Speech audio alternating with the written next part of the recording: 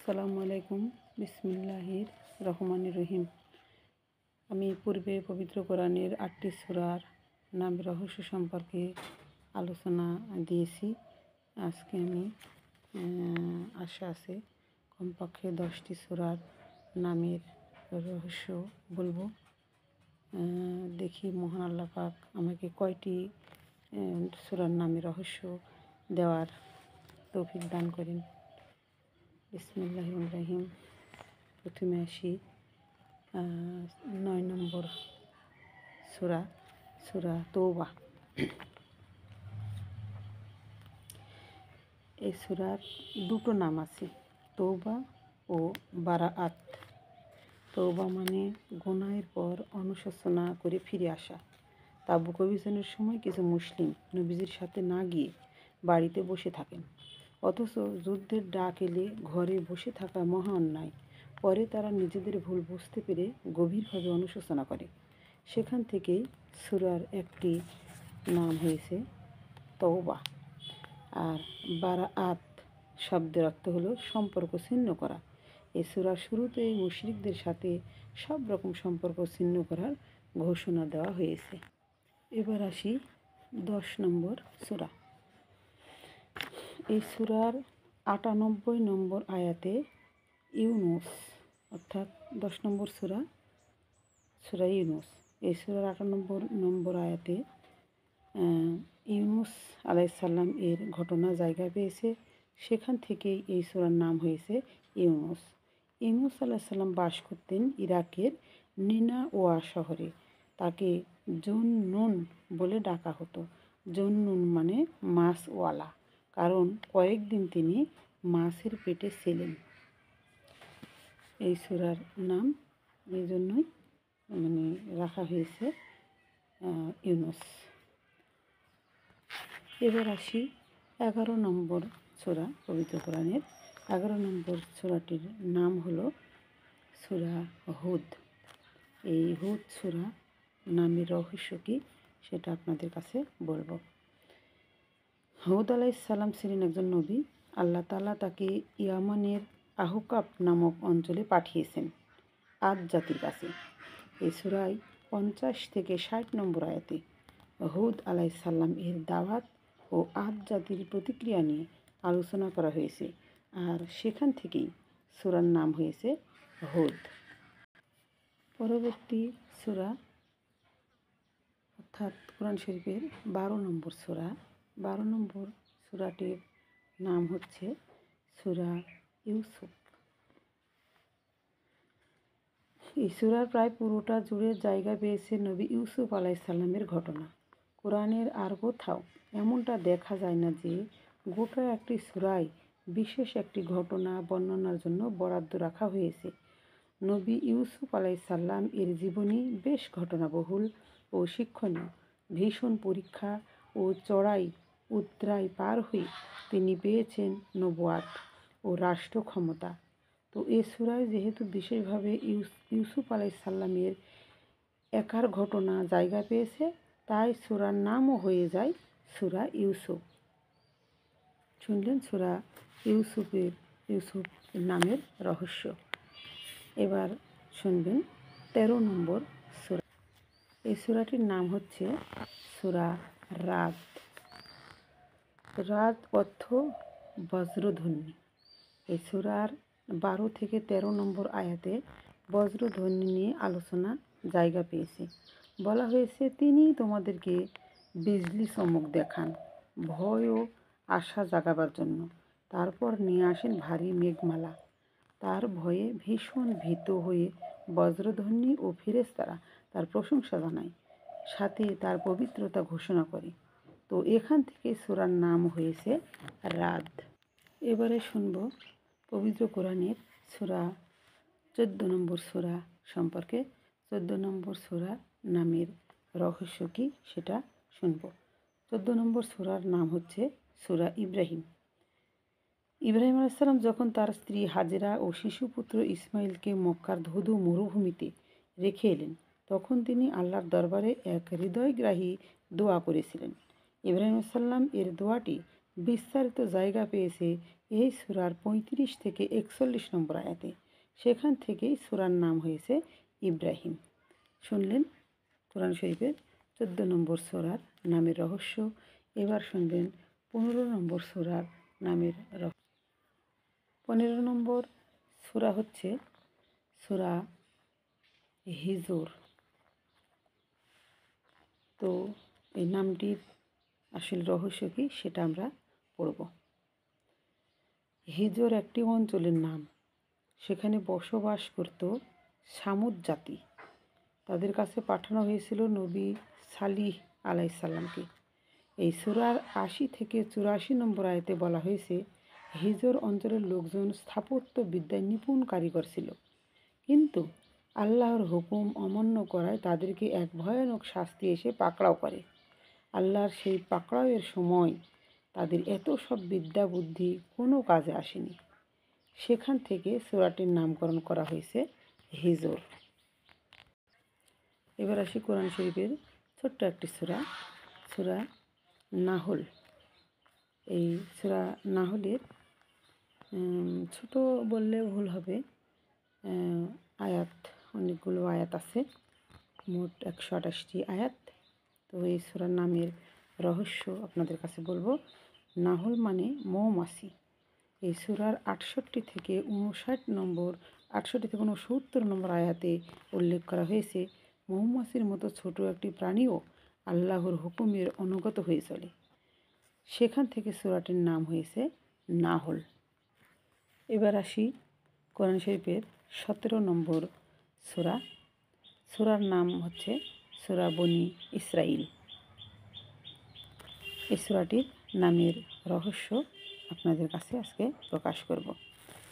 বনী ইসরাইল মানে ইসরাইল অর্থাৎ ইয়াকুব আলাইসাল্লামের বংশধর। সূরার 4 থেকে 8 নম্বর আয়াতে বনী ইসরাইলের উত্থান পতনের ব্যাপারে আলোচনা এসেছে। সেখান থেকে সূরাটির নামকরণ করা হয়েছে বনী ইসরাইল। এই সূরার অপর নাম ইসরা, যার অর্থ রাতের সফর। 1 নম্বর আয়াতে মিরাজের রাতের সফরের কথা উল্লেখ থাকায় এর নাম দেওয়া হয়েছে ইসরা, অর্থাৎ বনী ইসরাইল এই সূরাটির নাম। এটা কোরআন শরীফের 17 নম্বর সূরা। এবার আসি পবিত্র কোরআনের 18 নম্বর সূরা, সূরা কাহফ সম্পর্কে, অর্থাৎ কাহফ সূরার নামের রহস্যটা কী সেটা জানব। কাহফ মানে গুহা। এই সূরায় গুহায় ঠাঁই নেওয়া কয়েকজন যুবকের গল্প উঠে এসেছে। তখনকার এক রোমান শাসক মূর্তি পূজা করার জন্য বেজায় চাপ দিচ্ছিল ওই যুবকদের, মানে আল্লাহকে বাদ দিয়ে অন্য কাউকে ইলা ও রব মানতে হবে। কিন্তু যুবকেরা কোনোভাবেই মাথা নোয়ায়নি। শেষমেশ চাপের মুখে টিকতে না পেরে তারা লোকালয় ছেড়ে গিয়ে ঠাঁই নেয় নির্জন গুহায়। সেখান থেকেই এই সূরার নামকরণ করা হয়েছে কাহফ। ধারণা করা হয় এই সূরাতে নবীজিকে হিজরতের আগাম ইঙ্গিত দেওয়া হয়েছে। এটাই হচ্ছে এই সূরার নামের রহস্য। আসহাবে কাহফের ঘটনা এই সূরার মধ্যে রয়েছে। এছাড়া এখানে এই আসহাবে কাহফদের সাথে একটি কুকুরও নিযুক্ত ছিল। আমরা এবার শুনব পবিত্র কোরআন শরীফের 19 নম্বর সূরা নামের রহস্য। সূরাটির নাম হচ্ছে সূরা মারিয়াম। ঈসা আলাইসাল্লামের মায়ের নাম মারিয়াম। ঈসা আলাইসাল্লাম ও তার মা মারিয়াম আলাইসাল্লামের ব্যাপারে ইহুদি ও খ্রিস্টানরা চরম বাড়াবাড়িতে লিপ্ত। একদিকে ইহুদিরা তাদের ব্যাপারে অত্যন্ত বাজে কথা বলে, অন্যদিকে খ্রিস্টানরা তাদের উপর ইলাহির মর্যাদা আরোপ করে। এই সূরার 16 থেকে 38 এবং 88 থেকে 95 নম্বর আয়াতে মারিয়াম ও ঈসা আলাইসাল্লামের প্রকৃত পরিচয় ও মর্যাদা তুলে ধরা হয়েছে। সেখান থেকে এই সূরার নাম হয়েছে মারিয়াম। এবারে বলবো 20 নম্বর সূরা, সূরা তোহা। এটি কোরআন শরীফের 20 নম্বর সূরা। এই সূরার 3টি নাম পাওয়া যায়। তহা সূরাটি শুরু হয়েছে তহা শব্দ দিয়ে, 1 নম্বর কথা। 2 নম্বর কথা, সূরা মূসা আলাইহিস সালাম, এতে মূসা আলাইহিস সালামের ঘটনাও জায়গা পেয়েছে। 3 নম্বর, সূরাতুল কালিম, অর্থাৎ মূসা আলাইহিস সালামকে কালিম বলা হয় কেননা তিনি আল্লাহর সঙ্গে কথা বলেছিলেন। এই সম্পর্কে এই সূরা তহাতে আলোচনা করা হয়েছে আর কি। আর এটাই ছিল এর নামের রহস্য। এবার আসি পবিত্র কোরআনের সূরা 21 নম্বর সূরা আর কি। এই সূরাটির নাম হচ্ছে সূরা আম্বিয়া। এবার এর নামের রহস্য আমরা জানব। আম্বিয়া শব্দটি নাবী শব্দের বহুবচন, যার অর্থ সংবাদদাতা, বার্তাবাহক, নবী। এই সূরার 51 থেকে 91 নম্বর আয়াত পর্যন্ত অতীতের নবী রাসূল সাল্লাল্লাহু আলাইহি ওয়াসাল্লাম ও তাদের উম্মতদের কর্মপন্থা পর্যালোচনা করার পর 92 থেকে 94 নম্বর আয়াতে বলা হয়েছে যে সকল মানুষ মূলত একই উম্মাহ, সুতরাং তাদের উচিত সেই ঐক্য ধরে রাখা, অর্থাৎ সকল নবী রাসূলকে সত্য বলে স্বীকার করা এবং আল্লাহকে একমাত্র রব মেনে কেবল তার গোলামি করা। সেখান থেকে এই সূরার নামকরণ করা হয়েছে আম্বিয়া, অর্থাৎ নবীগণ। এটা ছিল কোরআন শরীফের সূরা নম্বর 21। এটা সম্পর্কে আপনাকে বললাম। এরপর বলবো 22 নম্বর সূরা সম্পর্কে। সূরা নম্বর 22, হজ। হজ শব্দের অর্থ সম্মানিত কারো কাছে যাওয়ার ইচ্ছা করা। লোকদেরকে হজ করার জন্য কাবা ঘরের দিকে ডাকতে আল্লাহ তাআলা ইব্রাহিম আলাইহিস সালামকে আদেশ দেন। এই সূরার 26 থেকে 27 নম্বর আয়াতে উঠে এসেছে সে বিবরণ। সেই সাথে উঠে এসেছে হজ ও পশু কুরবানির তাৎপর্য। সেখান থেকেই এই সূরার নামকরণ করা হয়েছে হজ। পবিত্র কোরআনের 22 নম্বর সূরা, সূরা হজ নামের রহস্য সম্পর্কে আপনারা শুনলেন। এবার শুনবেন সূরা নম্বর 23। এই সূরাটির নাম হচ্ছে সূরা মুমিনুন। এই সূরাটির নামের রহস্য হচ্ছে মুমিনুন শব্দটি মুমিন শব্দের বহুবচন, যার অর্থ আল্লাহর বাণীকে সত্যায়নকারী, সত্য বলে মেনে নেওয়া ব্যক্তি, ঈমানদার। এই সূরার বিশাল অংশ জুড়ে রয়েছে মুমিনদের আলোচনা, যেখানে তাদের বৈশিষ্ট্য, করণীয় ও পুরস্কারের আলাপ তোলা হয়েছে। তো এসব কিছু বিবেচনায় এই সূরার নাম রাখা হয়েছে মুমিনুন। শুনলেন পবিত্র কোরআনের সূরা মুমিনুন সম্পর্কে।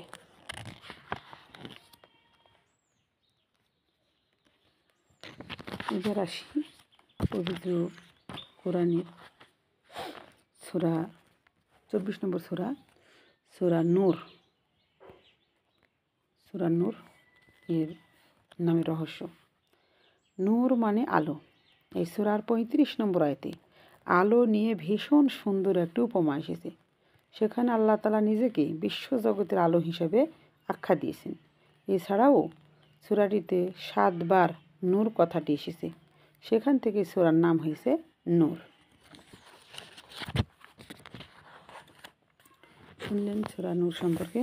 এবার শুনবেন 25 নম্বর সূরা পবিত্র কোরআনের। সেটি হচ্ছে সূরাটির নাম সূরা ফুরকান।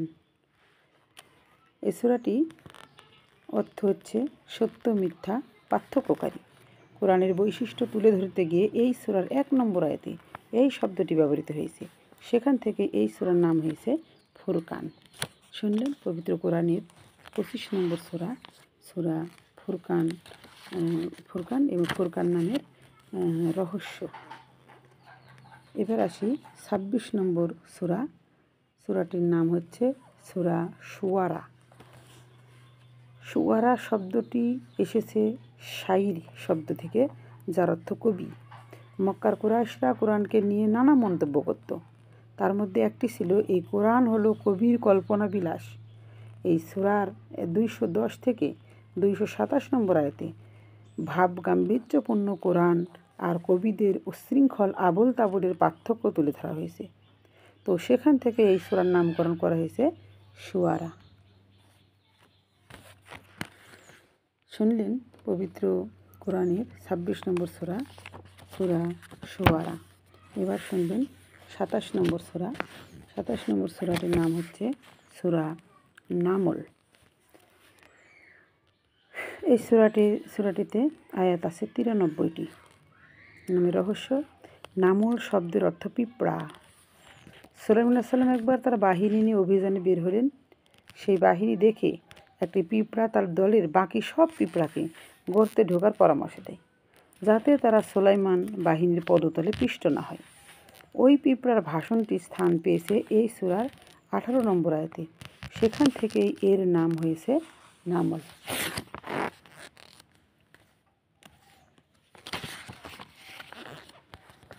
এবার বলব পবিত্র কোরআন শরীফের সূরা নম্বর ২৮।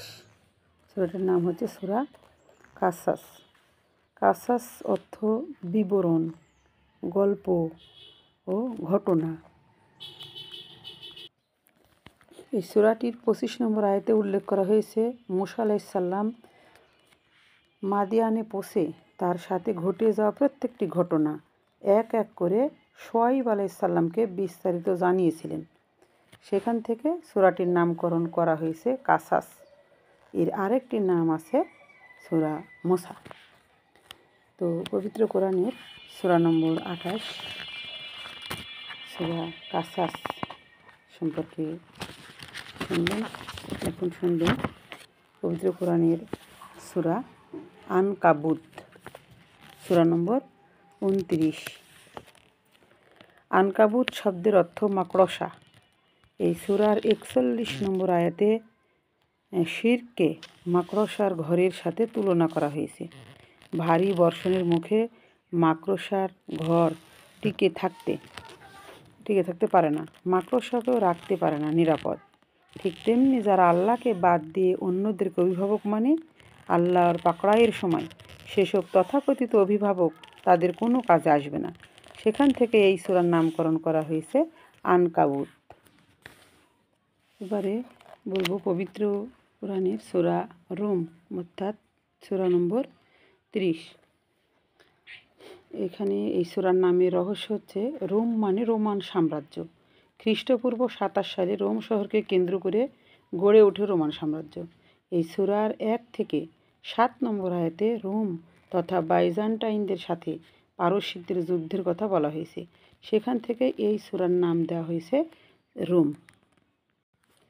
এবারে বলবো পবিত্র কোরআনের সূরা লোকমান, অর্থাৎ ৩১ নম্বর সূরা। এই সূরাটির নামের রহস্য হচ্ছে লোকমান আলাইহিস সালাম তার ছেলেকে কিছু উপদেশ দেন। এই সূরার ১২ থেকে ১৯ নম্বর আয়াতে তার সেই উপদেশগুলো স্থান পেয়েছে। এর ভিত্তিতে এই সূরার নাম দেওয়া হয় লোকমান। এবার আসি পবিত্র কোরআনের ৩২ নম্বর সূরা, সূরা সাজদা সম্পর্কে শোনার জন্য। সাজদা শব্দের অর্থ হচ্ছে নত হওয়া। এখানে নত হওয়া বলতে সাধারণ নত হওয়াকে বোঝানো হয়নি, বরং কপাল মাটিতে ঠেকিয়ে নামাজে যে সাজদা দেওয়া হয় সেই নত হওয়াকে বোঝানো হয়েছে। এটি নতি স্বীকারের সর্বোচ্চ ধরন। সূরার ১৫ নম্বর আয়াতে এসেছে আল্লাহর পয়গাম স্মরণ করিয়ে দেওয়া হলে মুমিনরা সাজদায় লুটিয়ে পড়ে। সেখান থেকেই এই সূরার নাম হয়েছে সাজদা। এবার আসি ৩৩ নম্বর সূরা, সূরা আহজাব। এই সূরাটিতে ৭৩টি আয়াত আছে। আহজাব শব্দটি হিজব শব্দের বহুবচন, যার অর্থ হলো দল বা বাহিনী। এই সূরার ৯ থেকে ২৭ নম্বর আয়াতে উল্লেখ করা হয়েছে খন্দক যুদ্ধের সময় কুরাইশদের সম্মিলিত বাহিনী মদিনা ঘেরাও করেছিল।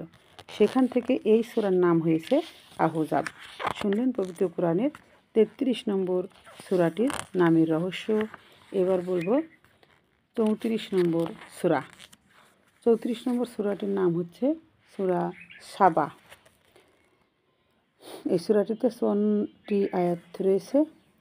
সাবা প্রাচীন ইয়ামানের একটি সমৃদ্ধ রাষ্ট্রের নাম। ১৫ থেকে ২১ নম্বর আয়াতে উল্লেখ করা হয়েছে আল্লাহ তাআলা সাবা অঞ্চলের অধিবাসীদের বিপুল প্রাচুর্য দিয়েছিলেন, কিন্তু তারা আল্লাহর প্রতি কৃতজ্ঞ হয়নি, বরং তার পয়গাম থেকে মুখ ফিরিয়ে নিয়েছে। তাই শাস্তি হিসেবে তাদের উপর চাপিয়ে দেওয়া হয়েছিল বাঁধ ভাঙ্গা প্লাবন। ফলস্বরূপ সমূলে ধ্বংস হয়ে যায় তারা। তো সেই অকৃতজ্ঞ জাতির নাম অনুসারেই এই সূরার নাম রাখা হয়েছে সাবা। শুনলেন পবিত্র কোরআনের 34 নম্বর সূরা, সূরা সাবা নামের রহস্য সম্পর্কে। এবার শুনব সূরা ফাতির অর্থাৎ কোরআন শরীফের 35 নম্বর সূরা। এই সূরাটি আয়াত আছে 45টি। এই ফাতির শব্দের অর্থ হচ্ছে স্রষ্টা। প্রথম আয়াতে উল্লেখ করা হয়েছে আল্লাহ মহাকাশ ও পৃথিবীর স্রষ্টা, সেখান থেকে এই সূরার নাম দেওয়া হয়েছে ফাতির। শুনলেন 35 নম্বর সূরা সম্পর্কে। এবারে আমরা কোরআন শরীফের 36 নম্বর সূরাটির নামের রহস্য জানব। 36 নম্বর সূরাটিতে আয়াত আছে 83টি। সূরাটির প্রথম আয়াত ইয়াসিন।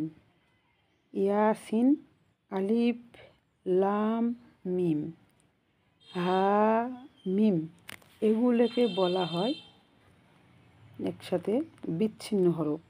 29টি সূরার শুরুতে এরকম হরফ পাওয়া যায়। এগুলো একসঙ্গে মিলিয়ে না পড়ে আলাদা আলাদাভাবে পড়তে হয়। এগুলোর অর্থ নিয়ে আছে মতানৈক্য। তো শুরুতে থাকা ইয়াসিন হরফ দুটি থেকেই এই সূরার নামকরণ করা হয়েছে ইয়াসিন। শুনলেন সূরা ইয়াসিন নামের রহস্য। এটি হচ্ছে কোরআন শরীফের 36 নম্বর সূরা। এবার শুনব কোরআন শরীফের 37 নম্বর সূরা। সূরাটির নাম হচ্ছে সূরা সাফফাত। এই সূরাতে 182টি আয়াত রয়েছে। এই সূরার নামের রহস্য সম্পর্কে জানব। সাফফাত শব্দের অর্থ সুবিন্যস্ত, সারিবদ্ধ। 1 নম্বর আয়াতে ব্যবহৃত এই শব্দটি থেকেই এই সূরার নাম রাখা হয়েছে সাফফাত। সাফফাত নামের রহস্য সম্পর্কে জানলেন। এবার আমরা জানব পবিত্র কোরআনের সূরা নম্বর 38। সূরাটির নাম হচ্ছে সূরা সোয়াদ। সূরাটির প্রথম শব্দ সোয়াদ। সোয়াদ, ইয়াসিন, আলিফ লাম মিম হা মিম, এগুলোকে একত্রে বলা হয়েছে বিচ্ছিন্ন হরফ। 29টি সূরার শুরুতে এরকম হরফ পাওয়া যায়। এগুলো একসঙ্গে মিলিয়ে না পড়ে আলাদা আলাদাভাবে পড়তে হয়। এগুলোর অর্থ নিয়ে আছে মতানৈক্য। তো শুরুতে থাকা সোয়াদ হরফটির থেকেই এই সূরার নাম হয়েছে সূরা সোয়াদ।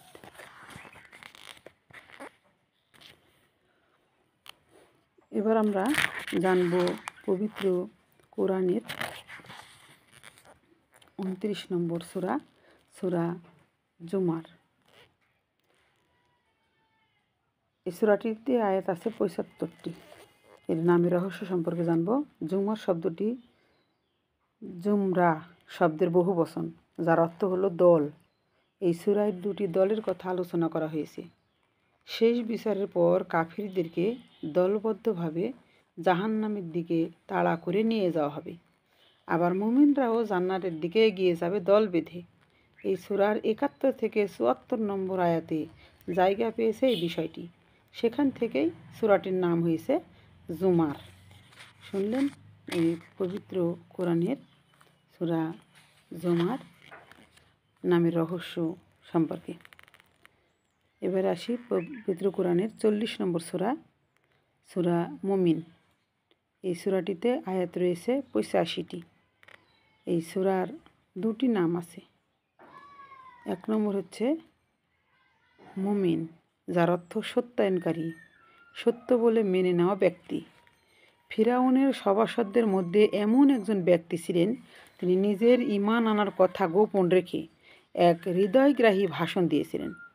কৌশলে নবী মূসা আলাইহিস সালামকে সত্যায়ন করেছেন। সেখান থেকে এই সূরার নামকরণ করা হয়েছে মুমিন। আর 2 নম্বর হচ্ছে গাফির, যার অর্থ ক্ষমাকারী। 3 নম্বর আয়াতে আল্লাহর এই গুণবাচক নামটি এসেছে। শুনলেন সূরা মুমিন সম্পর্কে, অর্থাৎ সূরা মুমিনের নামের রহস্য সম্পর্কে। এবার শুনব 41 নম্বর সূরা। 41 নম্বর সূরাটির নাম হচ্ছে সূরা হামিম সাজদা। হামিম এর ব্যাপারে ইবনু আব্বাস আলাইসাল্লাম বলেছেন, হামিম হলো আল্লাহ তাআলার ইসমে আজম। হামিম দিয়ে শুরু হওয়া সূরাগুলোর মধ্যে এটি একমাত্র সূরা যার 37 থেকে 38 নম্বর আয়াতে সাজদা রয়েছে, তাই এর নাম দেওয়া হয়েছে হামিম সাজদা। এর আরও একটি নাম হলো ফুসসিলাত, যার অর্থ স্পষ্টভাবে ব্যক্ত করা। 3 নম্বর আয়াতে এই শব্দটি এসেছে। শুনলেন সূরা হামিম সাজদা এর রহস্য।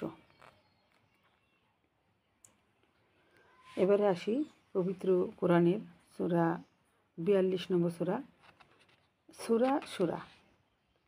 সূরা শব্দের অর্থ পরামর্শ করে সিদ্ধান্ত নেওয়া। এই সূরার 38 নম্বর আয়াতে মুমিনের অন্যতম একটি বৈশিষ্ট্য তুলে ধরা হয়েছে, আর তা হলো তারা সামষ্টিক বিষয়ে হুটহাট করে সিদ্ধান্ত নেয় না, বরং নিজেদের মধ্যে সলা পরামর্শ করে নেয়। সেখান থেকে এই সূরার নাম হয়েছে সূরা। এর আরেকটি নাম হচ্ছে সূরা হামিম আইন সিন কফ, কারণ এই 5টি হরফ দিয়েই সূরাটি শুরু হয়েছে। আমরা শুনলাম 42 নম্বর সূরা এর রহস্য সম্পর্কে। এবার আমরা জানব সূরা যুখরুফ, অর্থাৎ পবিত্র কোরআনের 43 নম্বর সূরা। এই সূরাটির নামের শব্দের অর্থ হচ্ছে স্বর্ণ, চাকচিক্যের উপকরণ। আল্লাহ এই সূরার 33 থেকে 35 নম্বর আয়াতে আমাদেরকে জানালেন, সব মানুষ লোভে পড়ে আল্লাহর অবাধ্যতায় জড়াবে। এমন আশঙ্কা না থাকলে তিনি কাফিরদেরকে অঢেল চাকচিক্যের উপকরণ দিতেন, তাদের ঘরদোর রূপা দিয়ে ভরিয়ে দিতেন। তো সেখানে 35 নম্বর আয়াতে ব্যবহৃত যুখরুফ শব্দটি থেকেই এই সূরার নামকরণ করা হয়েছে। শুনলেন পবিত্র কোরআনের 43 নম্বর সূরা যুখরুফ সম্পর্কে। এবার আমরা শুনব 44 নম্বর সূরা, অর্থাৎ সূরা দুখান এর নামের রহস্য। দুখান শব্দের অর্থ ধোঁয়া। কিয়ামতের আগে আগে আকাশ জুড়ে দেখা দিবে ধোঁয়া আর ধোঁয়া, ধোঁয়ার কুণ্ডলী। কিয়ামতের আলোচনায় এই সূরার 10 নম্বর আয়াতে এই শব্দটি ব্যবহৃত হয়। সেখান থেকে এই সূরার নামকরণ হয় দুখান। পবিত্র কোরআনের সূরা দুখান নামের রহস্য সম্পর্কে আমরা জানলাম। এবার আমরা জানব পবিত্র কোরআনের 45 নম্বর সূরা জাসিয়া। জাসিয়া শব্দের অর্থ হাঁটু গেড়ে বসে থাকা। কিয়ামতের দিন মানুষ আল্লাহর সামনে হাঁটু গেড়ে বসে থাকবে, ঠিক যেমন বিচারকের সামনে বিচার প্রার্থী ব্যক্তি নতজানু হয়ে যায়, অর্থাৎ বিচারপতির কাছে যেমন নতজানু হয়ে বসে যায়, ঘোষণার প্রহর গুনতে থাকে, সেরকম এই সূরার 28 নম্বর আয়াতে এই বিষয়টি আল্লাহ আমাদেরকে জানান। তো সেই আয়াতে ব্যবহৃত শব্দ জাসিয়া থেকেই এই নামটি দেওয়া হয়েছে। শুনলাম সূরা জাসিয়া সম্পর্কে, এর নামের রহস্য শুনলাম। এবার আমরা শুনব 46 নম্বর আয়াত, 46 নম্বর সূরা আহকাফ। আহকাফ শব্দটি হিকফ এর বহু বচন, যার অর্থ সুউচ্চ বালিয়াড়ি। তবে এ বালিয়াড়ি পাহাড়ের মতন অতটা উঁচু নয়।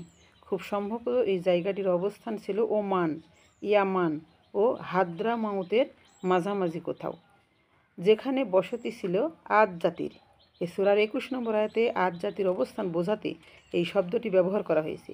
সেখান থেকে এই সূরার নাম হয়েছে আহকাফ। সূরা আহকাফ নামের রহস্য আমরা শুনলাম। এবার আমরা শুনব সূরা মুহাম্মদ, অর্থাৎ কোরআন শরীফের 47 নম্বর সূরা। আল্লাহ রাসূল সাল্লাল্লাহু আলাইহি সাল্লামের নাম হলো মুহাম্মদ। সূরার 2 নম্বর আয়াতে রাসূল সাল্লাল্লাহু আলাইহি সাল্লামের নাম এসেছে। তার নাম অনুসারেই এই সূরাটির নাম রাখা হয় মুহাম্মদ। এই সূরার আরও একটি নাম আছে, আর সেটি হলো কিতাল। কিতাল অর্থ যুদ্ধ। এই সূরায় যুদ্ধ সংক্রান্ত বেশ কিছু বিধিবিধান আলোচনা করা হয়েছে।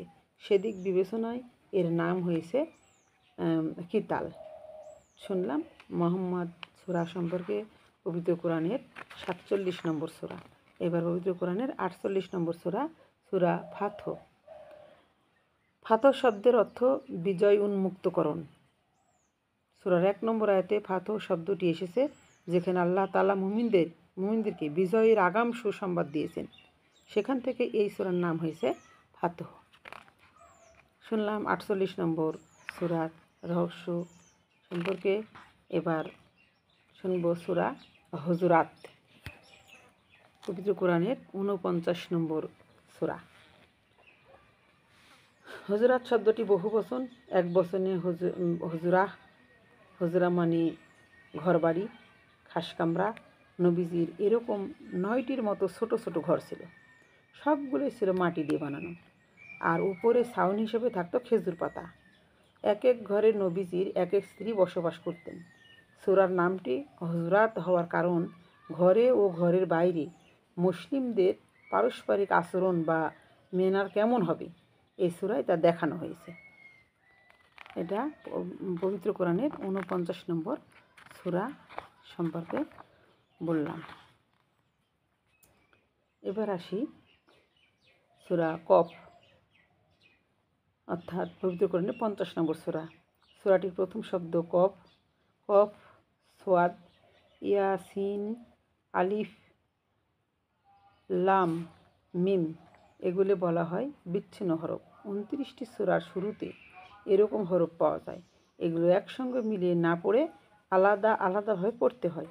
শুরুতে থাকা কফ হরফটি থেকেই এই সূরার নাম রাখা হয়েছে কফ। আমরা আজকে পবিত্র কোরআনের সূরা নম্বর 9 থেকে 50 পর্যন্ত এই সূরাগুলোর নামের রহস্য সম্পর্কে আলোচনা করা হলো। তো এর পূর্বে একটি ভিডিওতে দেওয়া হয়েছিল 1 থেকে 8 নম্বর সূরা পর্যন্ত। তো যদি আমরা এই বিষয়গুলো পড়ে থাকি তাহলে আমরা উপকৃত হব। আর আমরা যদি এগুলো অলসতা করে না পড়ি তাহলে আসলে এতদিন আমরা এগুলো বিষয় এভাবে অনেকেই জানি না। এখন মহান আল্লাহ পাকের অশেষ কৃপায় এগুলো জানার পর আমি সম্মানিত মা বোনদের কাছে জানানোর চেষ্টা করলাম। আমার জানানোর মধ্যে যদি কোনো ভুল ত্রুটি থেকে থাকে তাহলে ক্ষমা সুন্দর দৃষ্টিতে দেখবেন।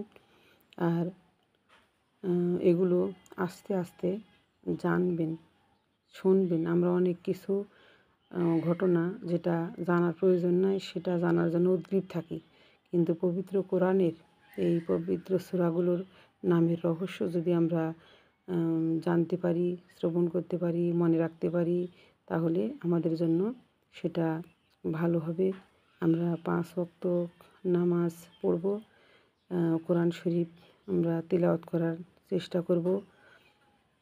কারণ দৈনন্দিন আমরা অনেক কাজ করি, কিন্তু এই কাজ আমাদের সঙ্গে কিছুই যাবে না। আমাদের সঙ্গে যাবে শুধু নামাজ এবং পবিত্র কোরআনের আমরা রহস্য বুঝে যতটুকু পড়াশোনা করব। আমরা নামের রহস্য জানলাম, এই সূরার মধ্যে আর কি কি লুকায়িত আছে সেগুলো আমরা যদি অর্থ সহকারে পাঠ করি তাহলে কিন্তু আমরা বুঝতে পারব। পবিত্র কোরআনে মোট 114টি সূরা। এই সূরার মধ্যে প্রথম ভিডিওতে দিয়েছিলাম 8টি সূরা। সেই 8টি সূরার নামের রহস্য সম্পর্কে বলেছিলাম।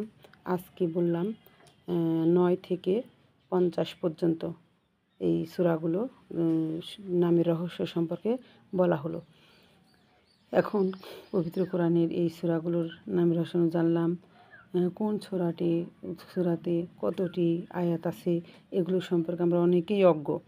আমরা প্রত্যেকটি সূরার নামের রহস্য জানার পর এক পর্যায়ে একটি ভিডিও দেব যে কোন সূরাতে কতটি আয়াত রয়েছে, এটা আমরা বলার চেষ্টা করব। আমরা মেয়ে মানুষ, আমরা কাজের ফাঁকে ফাঁকে আল্লাহ তাআলার সাথে ভালোবাসা বজায় রেখে তার আল্লাহর প্রেমে মগ্ন হয়ে আমরা কিছু কাজ, কোরআন শরীফের কিছু কাজ আমরা শিখতে চাই, সেগুলোর আমরা আমল রাখতে চাই। এবং আমরা 5 ওয়াক্ত নামাজ আল্লাহ থাকতে চাই। বেনামাজিকে আল্লাহ পাক পছন্দ করেন না। নামাজ হচ্ছে আল্লাহর কাছে দরখাস্তের মূল উৎস। এটা জেনে আমরা 5 ওয়াক্ত নামাজ আল্লাহ হব এবং আমরা নিয়মিত কোরআন শরীফ তিলাওয়াত করব। আসসালামু আলাইকুম।